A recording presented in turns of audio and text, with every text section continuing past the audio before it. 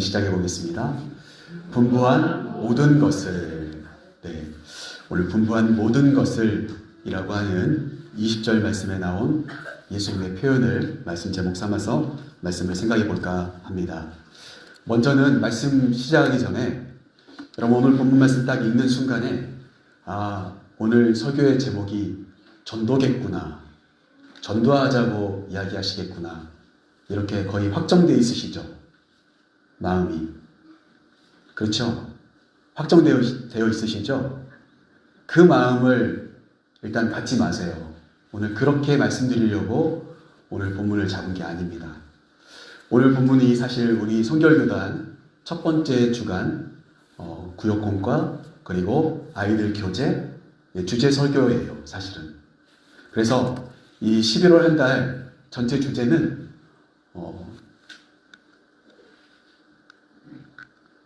선교입니다. 선교.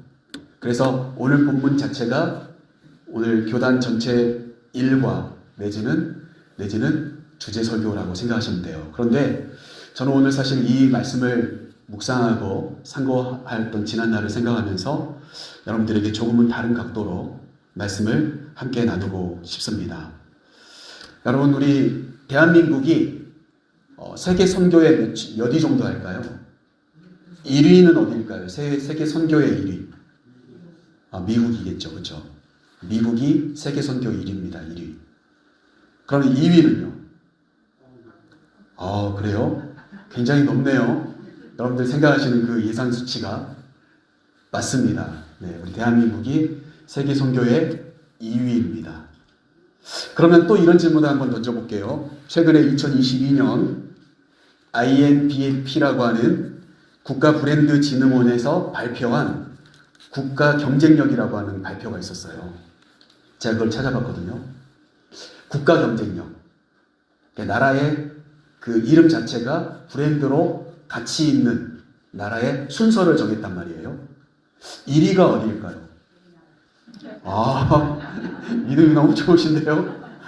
여기서 선교의 2위라고 한 것 때문에 지금 흥분하신 것 같은데, 여러분, 1위는 미국이었습니다. 미국이 국가 경쟁력으로 1위.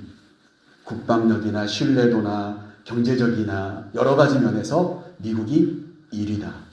그러면 2위는요? 영국입니다. 영국. 대한민국 나오려면 좀 멀어요. 2위가 영국이고요. 3위가 어디일까요? 유럽에 있는 국가인데 공도 엄청 잘 차고 독일입니다. 독일. 3위가. 4위가 어디일까요? 4위. 아시아 국가입니다. 어디요? 필리핀이요? 어디라고요? 중국? 일본. 여기서 이제 애국심이 나와야 되는데 대한민국입니다. 4위가 대한민국. 2022년에 국가 브랜드 경쟁력을 발표를 했는데 4위가 대한민국입니다. 우리 대한민국이 굉장히 좋은 나라예요. 여러분 어깨 한번 이렇게 쫙 펴세요.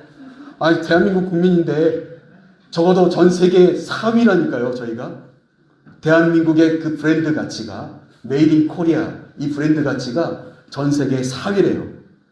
미국, 영국, 독일을 지나서 바로 4위가 대한민국입니다. 일본, 중국 아예 안 나옵니다. 10위권 밖에 있습니다.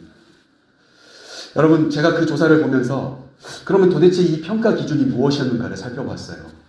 그랬더니 이런 게 기준이었습니다. 국가에 대한 이름을 댔을 때 사람들이 친근함을 느끼느냐, 그 다음에 안정감을 주느냐, 또 한 가지는 사람들을 믿을만 하느냐. 그러니까 그 나라에서 만든 물건이다 이렇게 딱 보여주면 신뢰도, 친근감 이런 것들이 생기는 그것이 기준이었다는 거예요. 그래서 대한민국이 4위더라는 거예요. 거기에 부연 설명을 이렇게 썼습니다. 오징어 게임이라든지 BTS를 필두로 한 K-팝 스타들이 끼치는 영향력이 엄청나게 많다. 대한민국 사람들은 만능 재능꾼들이다. 재능꾼들. 그리고 그 세계 각국에 있는 사람들이 대한민국에 들어와서 여행 다니면서 찍어놓은 영상들이 굉장히 많대요. 유튜브를 찾아보면 외국 사람이 한국을 소개하는 영상이 엄청나게 많다는 거예요.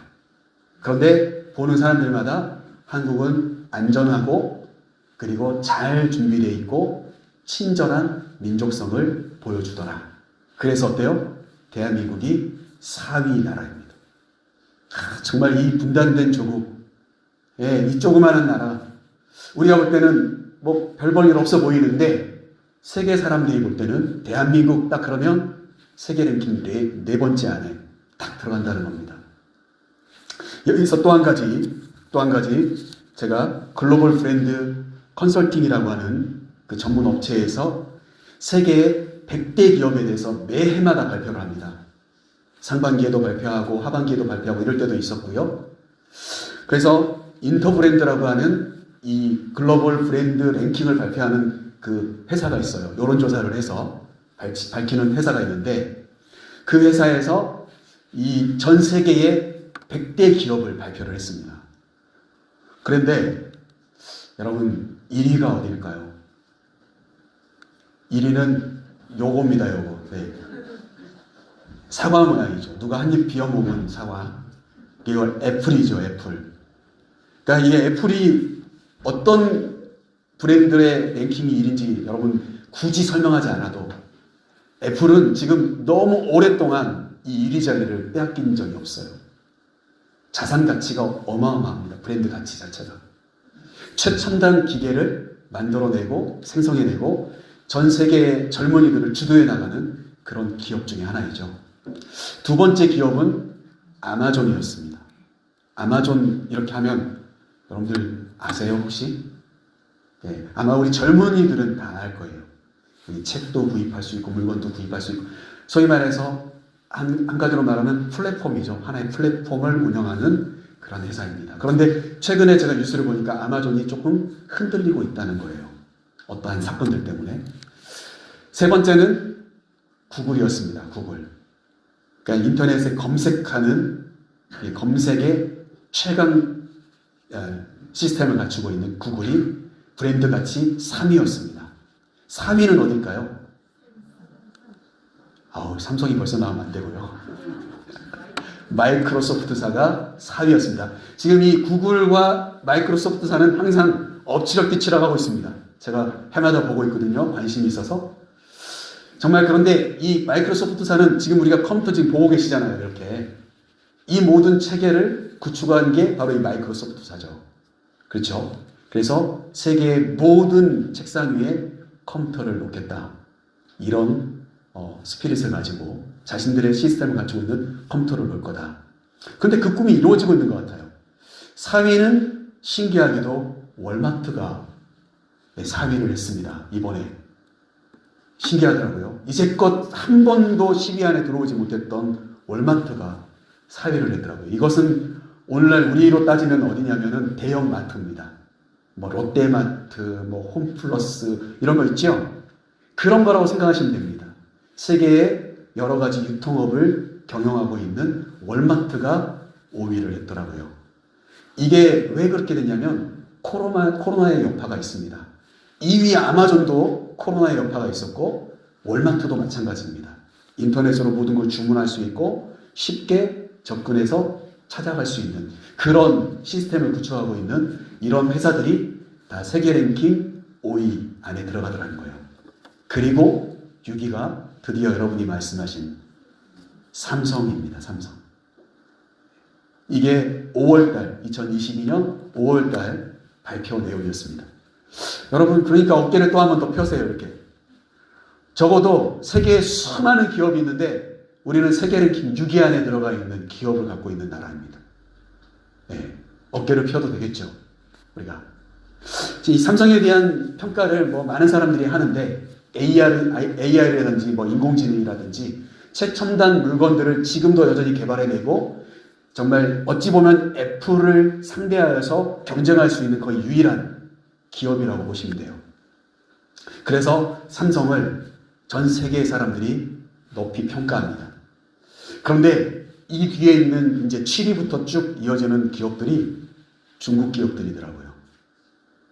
여러분, 중국이 굉장히 이 시대에 많은 영향력들을 가지고 있습니다. 제가 왜 말씀 서두에 이런 거 여러분들에게 보여드리면서 말씀을 드리냐면, 여러분, 사람들은 이렇게 애플 딱 그러면 세계 사람들이 모르는 사람이 거의 없어요.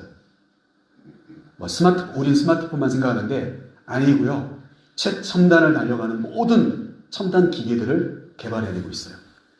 7위가 테슬라였는데, 테슬라 같은 경우도 여러분 엄청 유명한 기업인데, 전기차 아시죠? 최초의 전기차. 여러분 그 기업도 애플과 손을 잡으려고 그렇게 애를 쓰는 거예요. 왜냐하면 전기 제품이기 때문에 차 속에 최첨단의 시스템을 구축하고 싶어서. 여러분, 이 브랜드, 소위 말해서 이 이름이 갖고 있는 그 파워가 엄청납니다. 이 한국 기업 우리 삼성도 자산 가치만 하면 이 이름 가치만 따져도 76조가 넘는답니다. 아무도 안 내놓으실 줄 알고 있었어요. 아무도 놀라지 않으실 줄 알고 있었습니다. 뭐 우리 집에도 있는 돈인데 뭐 76조 정도는 까짓 것. 뭐 이렇게 생각하시는 거죠? 여러분, 이 기업의 가치라고 하는 것을 이 이름만 딱 들어도 사람들은 어때요? 인정해주고 믿어주는 거죠. 그러니까 이렇게 발표가 나면 그 회사에 다니는 직업을 갖고 있는 회사원들은 어떨까요? 자신감이 있겠죠. 우리가 이번에 세계 랭킹 1위를 했어. 우리가 6위 안에 들어가. 일본 기업도 없는 그 랭킹에 우리 대한민국 기업이 들어가 있다. 자부심이 있잖아요. 그러면 어떨까요? 삼성이 이제 무슨 물건을 만들어서 삼성 이렇게 해서 출시를 해요. 그럼 사람들은 어떻게 할까요? 믿음을 가지고 구입을 하겠죠. 그러니까 엄청난 경제적인 이익이 또 따라오게 되겠죠. 여러분, 이름이 가지고 있는 가치가 이런 경쟁력을 만듭니다. 그리고 그 경쟁력은 거기서 끝이 아니라 또 다른 에너지를 창출해내는 힘이 되어지는 거죠. 여러분, 저는 이 말씀을 오늘 준비하면서 왜 말씀 서두에 이런 말씀을 드렸냐면, 오늘 사실 우리가 함께 나누려고 하는 본문 말씀 우리가 너무나도 잘 압니다. 그런데 이 본문에 등장하는 오늘 이 말씀을 하고 계시는 분이 누구냐는 거예요. 예수님이시죠. 여러분, 이런 질문을 한번 해볼까요? 성경에 많은 인물들이 나와요. 성경에 많은 인물들이 나와요. 그런데 그 중에서 가장 경쟁력 있는, 여러분이 믿을 만한 그분은 누구입니까? 두말할 게 없이 예수님. 아멘이시죠? 예수님이야말로 내가 믿을 수 있고, 다른 어떤 유명한 인물, 하나님이 사용하셨던 많은 사람들, 하나님께 예배하고 경배하고 믿음을 가지고 있던 사람들보다 예수님은 비교할 수 없을 만큼 주님은 1위다. 최고의 믿음의 1위다. 내가 따라야 될, 내가 본받아야 될 랭킹 1위가 누구라는 거예요? 예수님이시라는 거예요.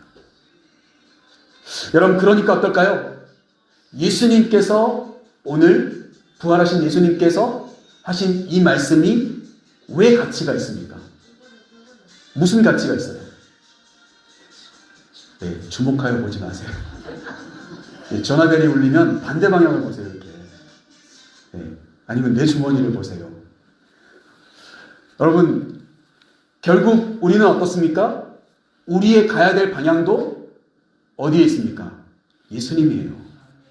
세계의 많은 기업들은 이런 발표를 하면 우리도 저 기업을 따라가자, 잡아가자, 쫓아가자 이렇게 할지 모르겠죠. 그런데 우리는, 믿음을 갖고 있는 우리는 영적인 세계로 들어와서 살펴보면 우리는 다른 성경의 어떤 인물보다도 예수님을 쫓아가는 사람들이 되어야 된다는 사실이에요. 자, 그러면 왜 그렇게 우리는 예수님을 쫓아가는 사람이 되어야 될까요? 제가 그냥 다 말씀드릴 수는 없지만 간단하게 말씀드려 볼게요. 예수님은 세례를 받고 40일 동안 금식하신 뒤에 마귀가 예수님께 찾아왔어요. 네가 진짜 하나님의 아들이야? 이렇게 시험합니다. 예수님이 굶주려 있는 40일을 보냈기 때문에 힘들고 어렵겠지만 예수님은 말씀 몇 마디로 그 마귀를 쫓아내버리십니다. 그러니까 예수님은 경쟁력 있는 분이죠. 만약에 우리 같으면 어떨까요? 만약에 성경에 나오는 다른 인물들 같았으면 어땠을까요? 예수님처럼 다 할 수 있었을까요? 불가능했을 것입니다. 그런데 예수님은 어때요? 그렇게 하시더라는 거죠. 그럴 뿐만이 아니라 예수님은 약한 자를 그냥 지나치는 적이 없습니다. 고아, 과부, 나그네, 그런 사람들, 세상 사람들이 무시하는 사람들을 예수님은 지나가지 않으십니다. 그들을 도와주고 위로해주고 치료해주시고, 그런 분이니까 어때요? 마음도 따뜻한 분이라는 거예요. 그뿐만이 아니죠. 예수님은 당시에 수많은 랍비들이 있었지만 그 사람들과는 전혀 다른 능력의 말씀을 증거하는 말씀의 능력자였다는 사실이에요. 그러니까 예수님의 가르침을 듣는 자들마다 그 말씀 때문에 충격을 받았어요. 깨달아졌어요. 그래서 예수님 믿게 되었어요. 말씀이 능력이 있는 분이었다라는 것입니다. 그리고 때때로 주님은 어떻게 하셨죠?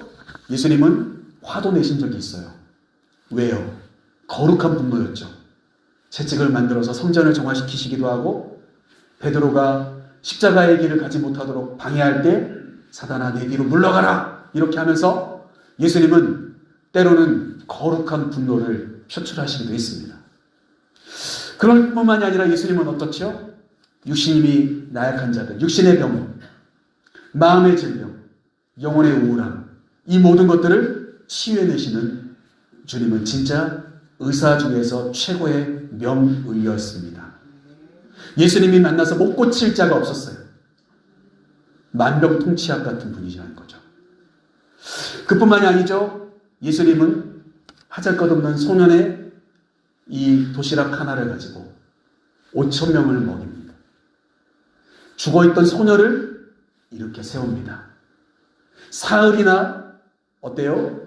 무덤 속에 들어가 있었던, 이 4일 동안이나 무덤에 들어가 있었던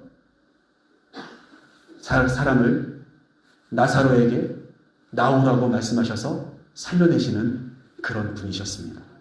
죽음도 이겨내시는, 십자가에 못 박혀 죽으셨지만 3일 뒤에 다시 살아나시는, 그래서 어떻습니까? 죽음마저도 이겨내시는 그런 분이 누구예요?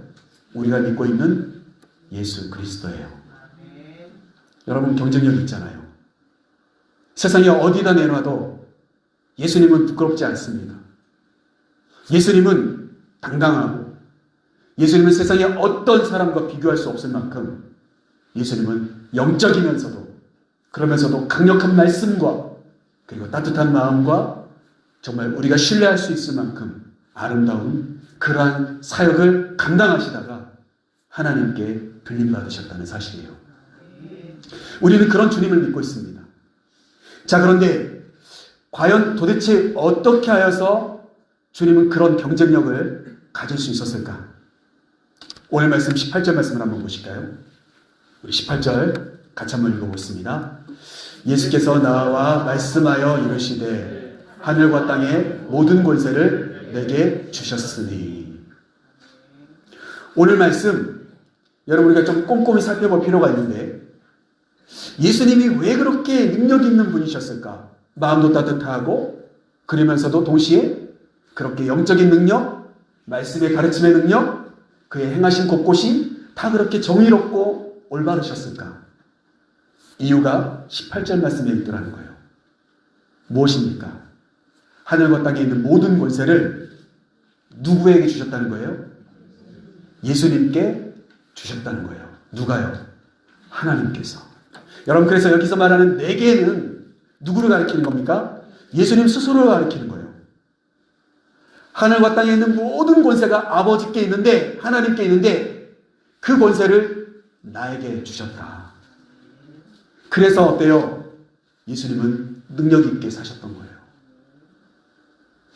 여러분, 이 말씀을 함께 나누면서 저와 여러분이 마음속에 기도해야 될 가장 중요한 게 있습니다. 여러분, 뭐 전도도 해야 되고, 기도도 잘하고 싶고, 뭐도 잘하고 싶고, 말씀도 잘 가르치고 싶고, 네? 내 삶도 참 용통했으면 좋겠고.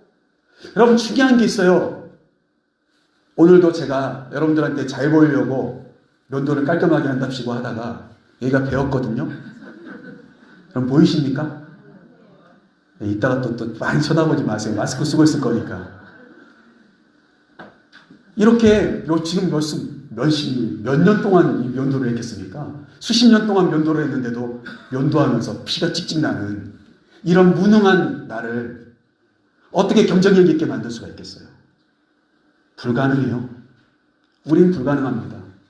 밥 맛있게 차려주면 맛있게 먹다가 혀도 깨물고 막 그러지 않습니까? 우린 그렇게 나약한 존재예요. 뭐만 있으면 걸려서 넘어지고요. 그런 나약한 존재예요. 그런데 어떻습니까? 예수님을 따라가려면 힘들겠죠? 그런데 오늘 18절 말씀은 답을 우리에게 소개해 주고 있습니다. 하나님으로부터 능력 받아야 경쟁력이 있더라는 거예요.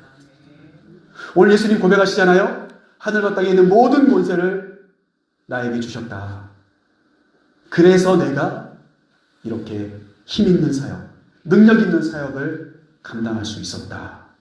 주님 오늘 그렇게 고백하고 계신 겁니다. 사랑하는 성도 여러분, 우리가 기도해야 될 기도의 제목이 바로 여기 있습니다. 하나님, 나에게 능력을 주십시오.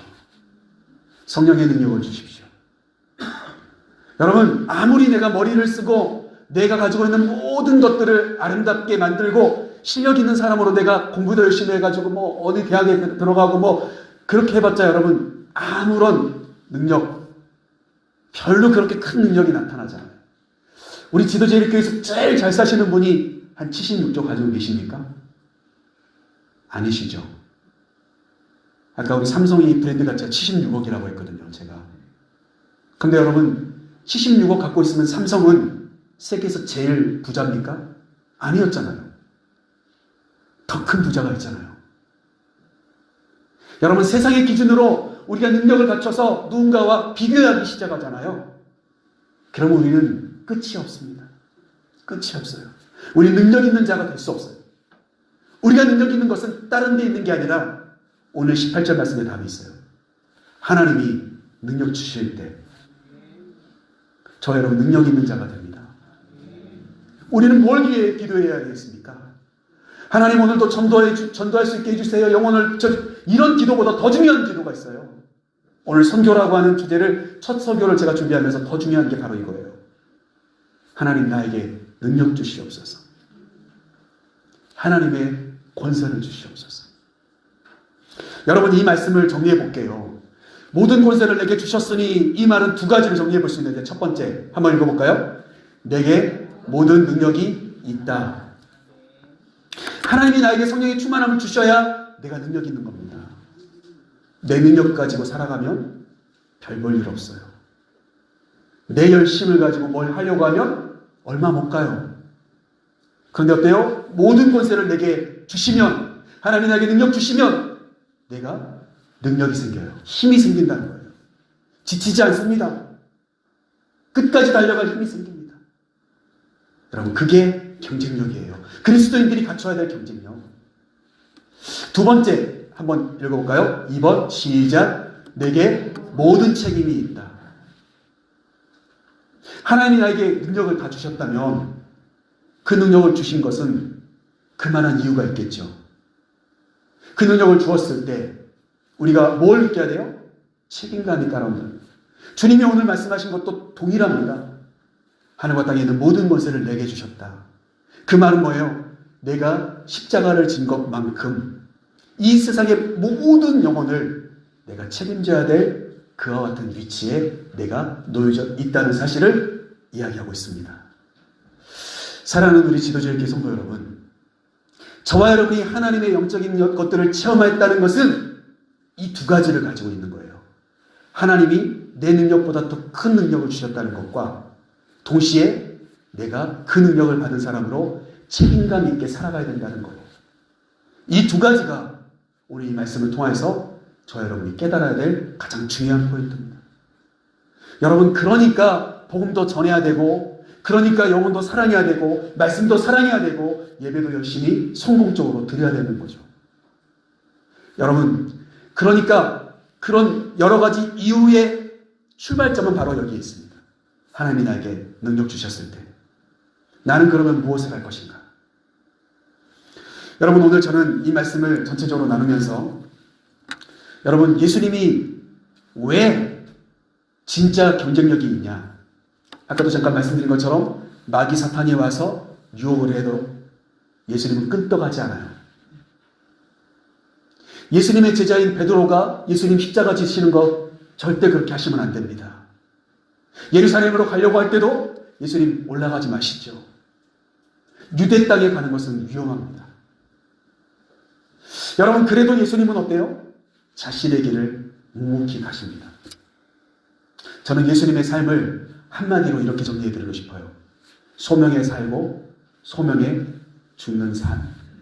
여러분 한번 따라해 보시겠어요? 소명에 살고 소명에 죽는 것. 그게 뭐예요? 그게 예수님의 삶이었어요. 그러니까 어떤 유혹, 어떤 시련, 어떤 환경에 놓여도 자신의 소명 하나를 딱 붙잡고 가니까 흔들리지 않은 거예요. 뚜렷한 비전, 뚜렷한 사명감, 내가 가야 될 목표가 분명한 사람은 흔들리지 않습니다. 주님은 바로 그 소명에 살고 소명에 죽으셨어요. 그래서 주님은 경쟁력 있게 사셨던 거예요. 제가 말씀을 준비하면서 여러분 이 소명이라고 하는 책을 읽어보셨습니까? 이 더콜이라고 하는 오스기니스라고 하는 기독교 변증가가 쓴 책이에요. 나온 지가 굉장히 오래된 책입니다. 여러분 이 책을 보면 여기 제가 써놨어요. 부르심은 이렇게 되어 있죠. 여러분 그거 한번 같이 한번 읽어볼까요? 부르심은 그 맡겨진 사명대로 하나님을 섬기는 삶이다. 오스기니스라고 하는 이 기독교 변증가, 이 학자이면서 동시에 목사이신 이분이 이 책을 쓰면서 부르심에 대한 정의를 내려본 거예요. 하나님이 나를 불렀다는 것은 내가 하나님을 섬기는 삶을 살아가야 된다는 것이다. 나를 위해 살아가는 하나님을 발견하는 게 아니고요. 여러분 하나님이 나를 불렀는데 하나님이 여러분들을 섬겨주기 위해서 부르신 게 아니라니까요.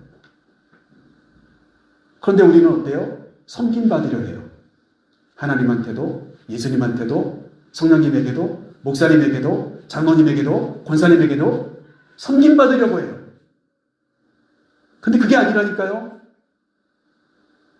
하나님을 섬기는 삶을 살아가라고 부르신 것이라는 거예요. 그게 뭐예요?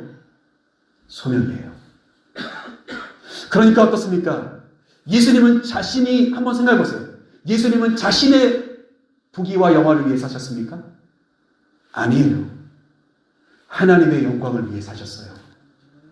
예수님이 십자가에 왜 지셨습니까? 왜 예수님 십자가에 달리셨습니까? 하나님의 뜻이니까 달리셨어요.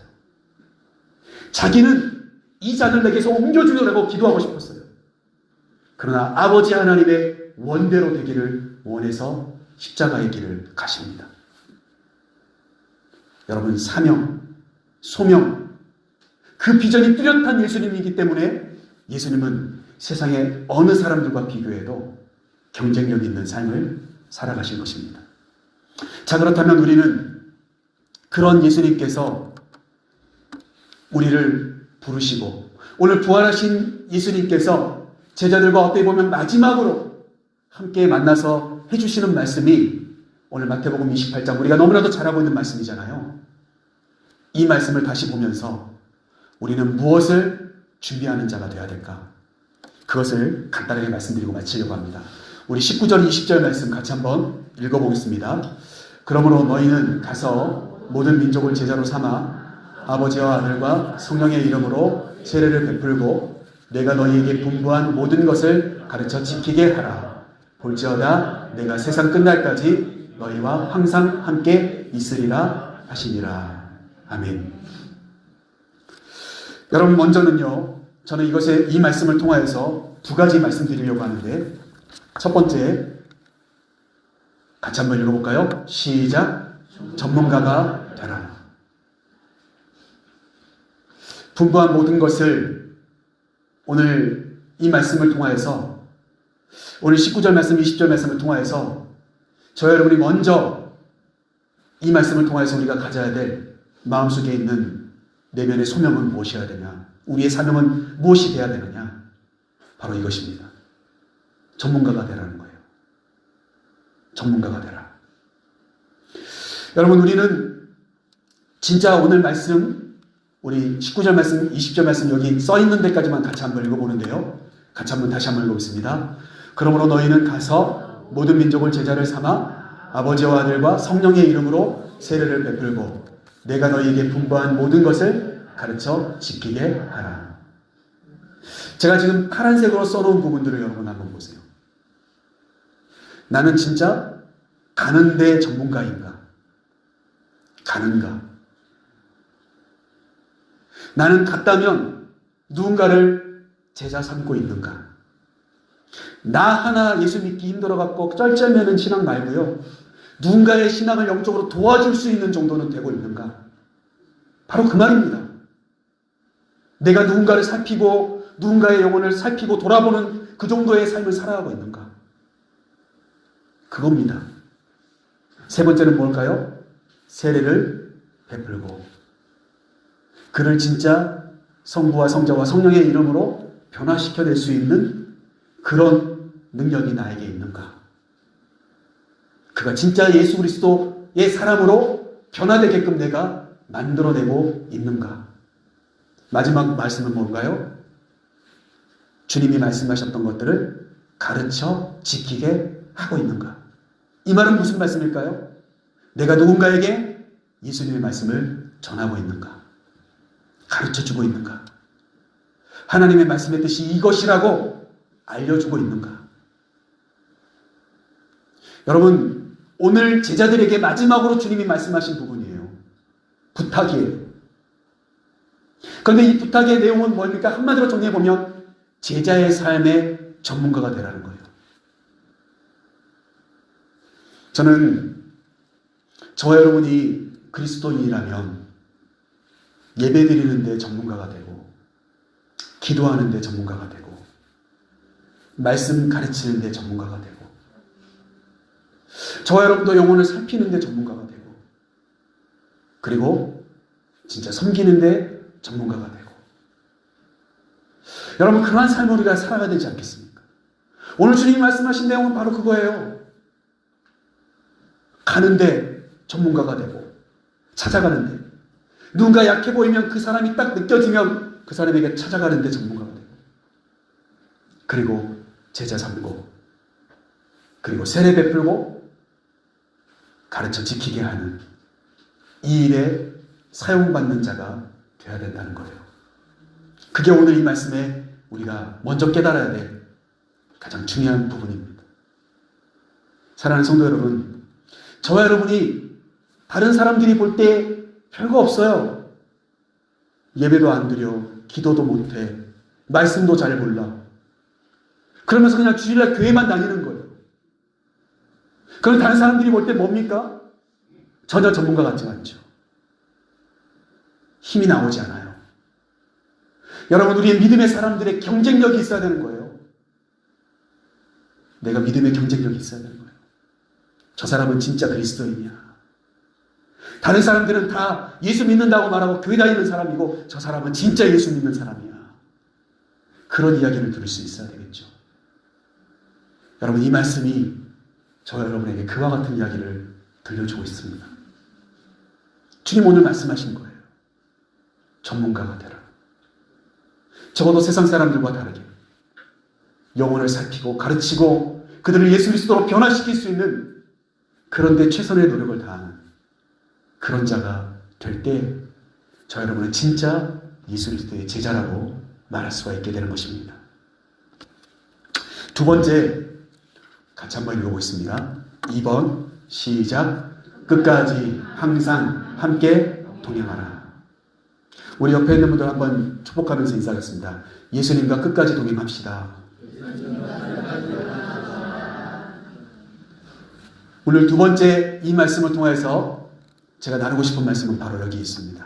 끝까지 항상 함께 동행하라는 거예요. 누구와? 예수 그리스도와. 자, 오늘 말씀 20절 말씀 다시 한번 읽어보겠습니다. 20절 같이 읽겠습니다. 내가 너희에게 분부한 모든 것을 가르쳐 지키게 하라. 볼지어다 내가 세상 끝날까지 너희와 항상 함께 있으리라 하시니라. 아멘. 누가 이렇게 말씀하셨어요? 예수님께서요. 그러면 여러분, 예수님은 세상 끝날까지 항상 함께 계실까요? 안 계실까요? 물어보면 입 아프지요. 오늘 예수님 약속하신 거잖아요. 내가 너희와 세상 끝날까지 항상 함께 있으리라. 주님은 성실하게 오늘도 그 일을 감당하고 계실 겁니다. 문제는 나예요. 나. 끝까지 항상 함께 주님과 동행하고 있느냐는 거예요. 여러분, 그것이 능력입니다. 주님과 함께 있는 것이 뭐예요? 능력이에요. 주님과 함께 있는 내가 사탄이 바라볼 때 불안한 거예요. 무서운 거예요. 주님과 함께 있지 않은 나는 사탄이 볼 때 우스워요. 아무것도 아닌 거예요. 훅 불면 날아가 버려요. 주님과 함께 있으면 두려움의 존재가 돼요. 내가 능력이 있어서가 아니라 나와 함께 계시는 주님 때문에 말이죠. 오늘 주님 말씀하세요. 너희가 가라, 제자 삼아라, 세례 베풀어라. 내가 너희에게 가르친 것을 지키게 하라. 그런데 나는 못해요. 그러니까 능력이 없어요. 근데 주님이 나와 함께 하시며 내가 그 길을 걸어가요. 그때 능력이 나타난 겁니다.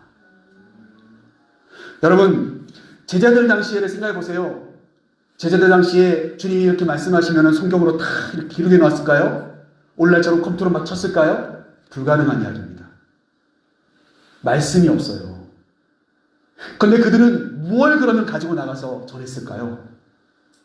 예수님과 함께 먹고 마시고 울고 웃었던 그 3년 동안의 삶이, 그 삶 자체, 주님이 해주셨던 말씀, 주님과 함께 경험했던 일, 그게 뭐예요? 그들이 나가서 전한 이야기는 다 그거였습니다. 내가 경험한 것, 내가 주님과 함께 있었던 3년 동안의 생활, 주님이 해주셨던 말씀, 그게 뭐예요? 그들이 전한 말씀의 내용이에요. 그랬더니 어떻게 되었죠? 12명이 120명이 되고 120명이 3,000명이 되고 5,000명이 되어집니다. 오늘날처럼 잘 정리되어 있는 성경책이 있는 것도 아니고 정말 훌륭한 메시지가 있는 것도 아니고 유튜브만 틀면 막 쏟아지는 말씀이 있는 것도 아니에요. 그런데 딱 한 가지예요.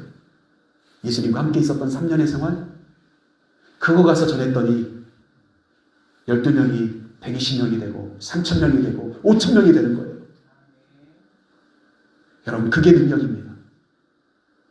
주님과 함께 있었던 일, 내가 주님을 만났던 일, 주님과 함께 동행하는 것. 저는 그래서 말씀 마치면서 사도행전 1장 21절과 22절 말씀 사이에 보면 이제 예수님께서 승천하신 다음에 제자들의 앞에서 보여주신 가운데 감난산에서 승천하신 다음에 그들이 돌아와서 120명과 함께 기도하면서 가룟 유다 대신 또 한 명의 제자를 세우려고 할 때 여러분, 그 기준이 나와 있어요. 오늘 말씀 앞에 있습니다. 우리 같이 한번 읽어볼까요? 요한의 세례부터 우리 가운데서 올려져 가신 날까지 주 예수께서 우리 가운데 출입하실 때에 항상 함께 다니던 사람 중에. 누구 중에요? 항상 우리와 함께 다니던 사람 중에 누구를 뽑자고요? 제자를 뽑자는 거예요. 함께 다니던 사람 중에. 여러분, 오늘날처럼 제자 훈련 몇 년 동안 받고 신학대학교 받고 신학을 공부하고 이런 사람 뽑은 게 아닙니다. 주님과 함께 주님의 세례 모습부터 주님이 오늘 승천하신 이 순간까지 우리와 함께 있던 사람 중에 제자를 뽑자. 여러분, 그 기준으로 제비를 뽑고 마띠아가 12번째 제자가 된 겁니다. 기준이 뭐예요? 주님과 항상 함께 있는 자 중에. 여러분, 우리의 마음이 주님을 떠나 있으면 저와 여러분은 직분은 받을 수 있을지 몰라도 주님의 제자는 안 됩니다. 우리가 주님이 함께 있을 때 우리는 주님의 제자가 됩니다. 그리고 주님의 제자가 된 자가 경쟁력 있는 삶을 살아갑니다. 사탄도 함부로 할 수 없을 만큼 두려운 삶을 살아가는 자가 되어지는 것입니다. 말씀을 마칩니다. 사랑하는 성도 여러분, 오늘 굉장히 긴 말씀을 드렸습니다. 이 세상에는요, 이름만 딱 들어도 사람들이 깜짝 놀랄 이름들이 있어요. 아까 제가 소개했던 그 나라들도 있고 기업들도 있을 수 있어요. 그리고 무서운 사람도 있을 수 있어요.